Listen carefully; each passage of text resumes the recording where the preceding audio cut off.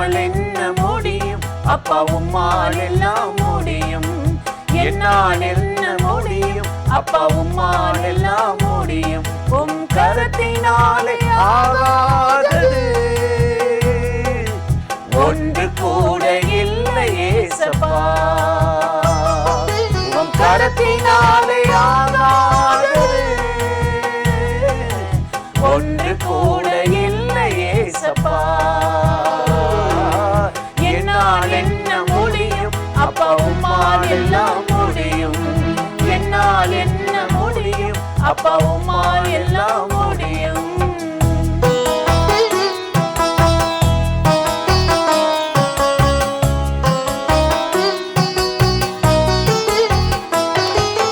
செங்கடலை நீர் திறந்திட்டார், அது எனக்கு முன்பாய் வழி திறக்குமே. எரிகோவை நீர் வீழ்த்தினார், அது எனக்கு முன்பாய் விழுந்து கிடக்குமே. செங்கடலை நீர் திறந்திட்டார், அது எனக்கு முன்பாய் வழி திறக்குமே. எரிகோவை நீர் வீழ்த்தினார், அது எனக்கு முன்பாய் விழுந்து கிடக்குமே. என்னால் என்ன முடியும் அப்பா உம்மால் எல்லாம் முடியும். என்னால் என்ன முடியும் அப்பா உம்மால் எல்லாம் முடியும்.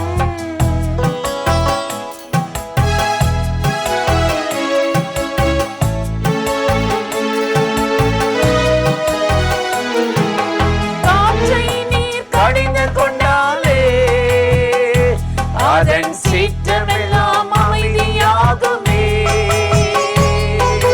கொந்தளிப்பை நீர் அகற்றினார், அது அமைதியாகி அடங்கி போகுமே. காற்றை நீர் கடிந்து கொண்டாலே அதன் சீற்றமெல்லாம் அமைதியாகுமே. கொந்தளிப்பை நீர் அகற்றினார், அது அமைதியாகி அடங்கி போகுமே. என்னால் என்ன முடியும் அப்பா உம்மால் எல்லாம் முடியும். என்னால் என்ன முடியும் அப்பா உம்மால் எல்லாம் முடியும்.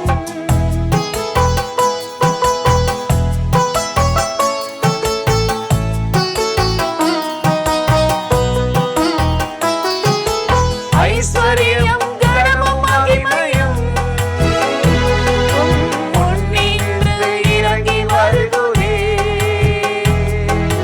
மேன்மைப்படுத்த பலப்படுத்திட உம் கரத்தினாலே ஆகும் ஏசப்பா. ஐஸ்வர்யம் கனமும் மகிமையும் உம் முன்னின்று இறங்கி வருகிறே. மேன்மைப்படுத்த பலப்படுத்திட உம் கரத்தினாலே ஆகும் ஏசப்பா. என்னால் என்ன முடியும் அப்பா உம்மால் எல்லாம் முடியும். என்னால் என்ன முடியும் அப்பா உம்மால் எல்லாம் முடியும். உம் கரத்தினாலே ஆகாதது ஒன்று கூட இல்லை ஏசப்பா. உம் கரத்தினாலே ஆகாதது ஒன்று கூட இல்லை ஏசப்பா. பிரியமானவர்களே, ஆண்டவராகிய இயேசு கிறிஸ்துவின் நாமத்தில் இந்த காலை நேரத்தில் இயேசுவை தினம் பார்ப்போம் என்ற இந்த நிகழ்ச்சி மூலமாக உங்களை சந்திப்பதில் மிகுந்த மகிழ்ச்சி அடைகிறேன். ஏசாயா 9ஆம் அதிகாரம் 8வது வசனத்தில் நாம் வாசிக்கிறோம், ஆண்டவர் யாக்கோபுக்கு ஒரு வார்த்தையை அனுப்பினார், அது இஸ்ரவேலின் மேல் இறங்கிற்று என்று சொல்லி நாம் வாசிக்கிறோம். யாக்கோப்புக்கு ஆண்டவராகிய கர்த்தர் ஒரு வார்த்தையை அனுப்பினாராம். எந்த வார்த்தையை யாக்கோப்புக்கு அனுப்பினார் என்றால், தகப்பன் வீட்டை விட்டு அவன் வெளியேற வேண்டிய ஒரு சூழ்நிலை வந்த பொழுது, அவன் ஒரு இடத்திற்கு வருகிற போது சூரியன் அஸ்தமித்து விட்டது. ஒரு கல்லை எடுத்து தலைக்கு வைத்து கொண்டு அவன் அயர்ந்த நித்திரையில் இருக்கும் பொழுது தேவனாகிய கர்த்தர் தரிசனத்தில் தோன்றி, நான் ஆபிரகாமின் தேவனும் ஈசாக்கின் தேவனுமாக இருக்கிறேன். நீ படுத்திருக்கிற இந்த பூமியை நான் உனக்கு தருவேன். உன் சந்ததி பூமியின் தூளை போல் இருக்கும். உனக்குள்ளும் உன் சந்ததிக்குள்ளும் பூமியின் வம்சங்களெல்லாம் ஆசீர்வதிக்கப்பட்டிருக்கும். நீ கிழக்காகவும் மேற்காகவும் தெற்காகவும் வடக்காகவும் நீ பரம்புவாய் என்று சொல்லி ஆண்டவர் யாக்கோப்புக்கு ஒரு வசனத்தை, ஒரு வார்த்தையை அனுப்பினாராம். இந்த வார்த்தையை யாக்கோப்புக்கு ஆண்டவர் கொடுக்கும் பொழுது அவனுக்கு திருமணம் கூட ஆகவில்லை. தனி ஒரு மனிதனாக எங்கு போக போகிறேன் என்ற ஒரு எதிர்பார்ப்பு கூட இல்லாத சூழ்நிலையில் அவன் போய்கொண்டிருக்கிறான். நான் மாமன் வீட்டுக்கு போக வேண்டும் என்று போய்கொண்டிருந்தாலும் அந்த வீடு எனக்கு எப்படிப்பட்டதாக இருக்கும், நான் எப்படி வாழக்கூடிய சூழ்நிலையாக இருக்குமா என்றெல்லாம் பல்வேறு விதமான கேள்விக்குறிகளோடு அவன் போய்கொண்டிருந்த பொழுது ஆண்டவராகிய கர்த்தர் இந்த யாக்கோப்புக்கு தோன்றி இந்த வார்த்தைகளை அவர் சொல்லுகிறார். நான் தான் உன்னுடைய தேவனாக இருக்கிறேன். ஆபிரகாமின் தேவனும் ஈசாக்கின் தேவனும் நான் தான். உனக்கும் நான் தேவனாக இருந்து உன்னை இந்த படுத்திருக்கிற பூமியை சுதந்தரிக்கும்படி செய்வேன்.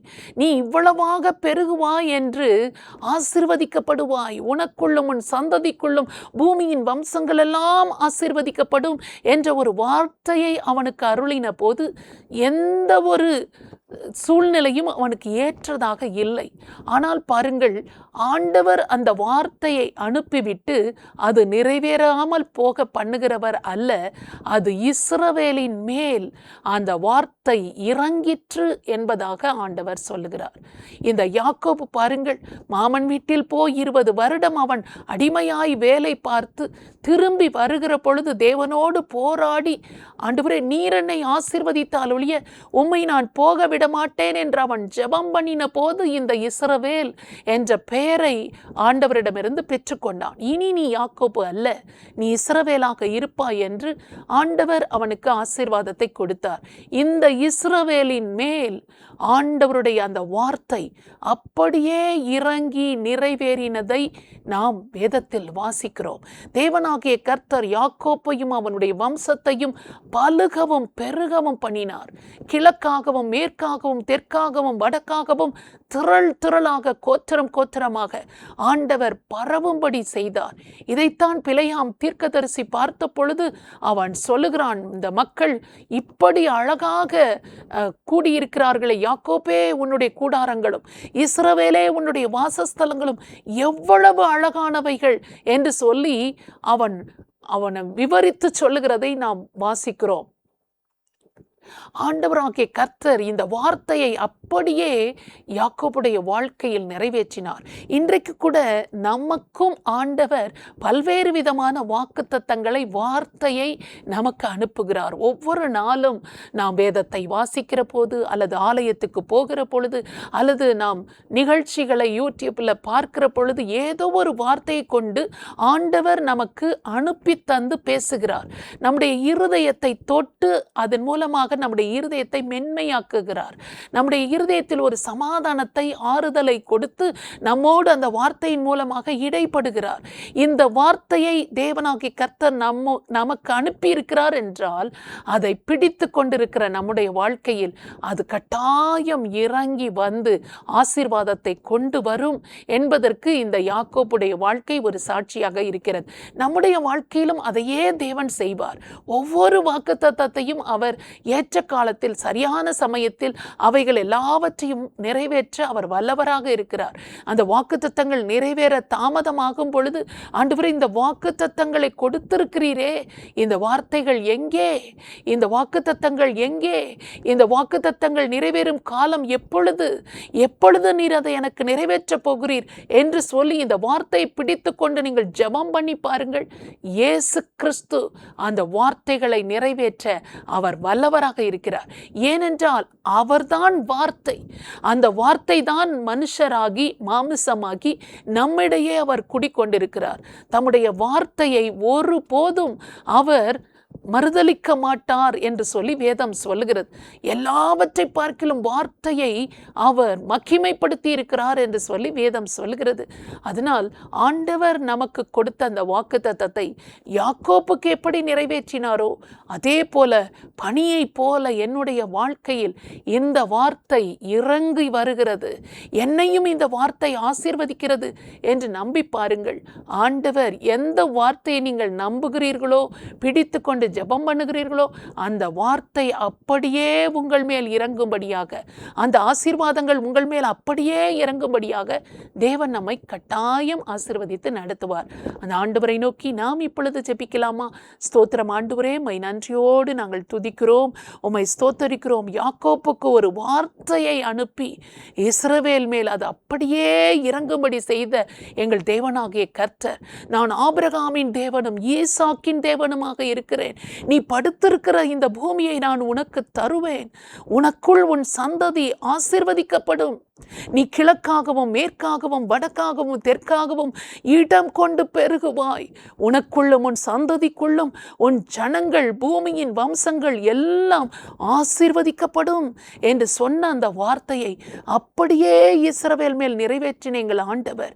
எங்களுக்கும் தனிப்பட்ட விதத்தில் ஆண்டவரே கொடுத்த எல்லா வாக்குத்தத்தங்களையும் அப்படியே எங்கள் மேல் இறங்கும்படியாக, அந்த ஆசீர்வாதங்கள் எங்கள் மேல் வந்து பலிக்கும்படியாக எங்களையும் நீர் ஆசீர்வதிக்கிறீர். அதற்காக உமக்கு நன்றி.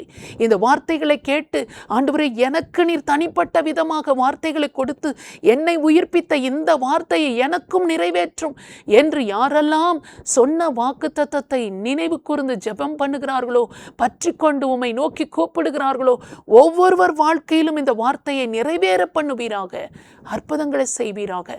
இயேசு கிறிஸ்துவின் நாமத்தில் ஜெபிக்கிறோம் நல்ல பிதாவே, ஆமென்.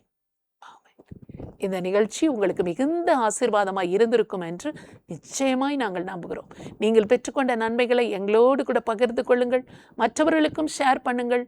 கர்த்தர் உங்களை ஆசீர்வதிப்பாராக. ஆமென்.